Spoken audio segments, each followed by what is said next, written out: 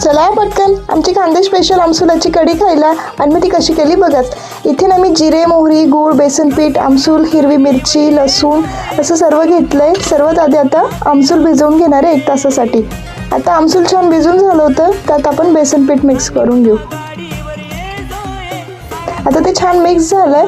आता आपण कढीची तयारी करू. आता कढीमध्ये ना मी अद्रक, लसूण आणि हिरवी मिरची छान बारीक करून घेतली. आमसुलाच्या मिश्रणमध्ये 1 ग्लास पाणी टाकलं. त्यानंतर आता फोडणी देते. आता मोहरी टाकली, ती तळतळल्यावर जिरे टाकून, हिंग आणि आपण केलेली ती बारीक पेस्ट, त्यानंतर हळद टाकून ते आपलं आमसुलाचं पाणी टाकलं आणि छान हलवून घेतलं. आता मला थोडी घट्ट वाटत होती म्हणून मी पाणी अजून ॲड केलं. त्यानंतर कढी शिजत आली की त्यात गूळ टाकायचा, मीठ टाकायचं, छान हलवून घ्यायची. अगदी 10 मिनिटात तयार होते. कोथिंबीर टाकून छान सर्व करायची. एकदम गरम गरम पिलं ना तर खूप छान लागते आणि भातासोबत, खिचडीसोबत अप्रतिम लागते. आजचा व्हिडिओ आवडल्यास लाईक करा.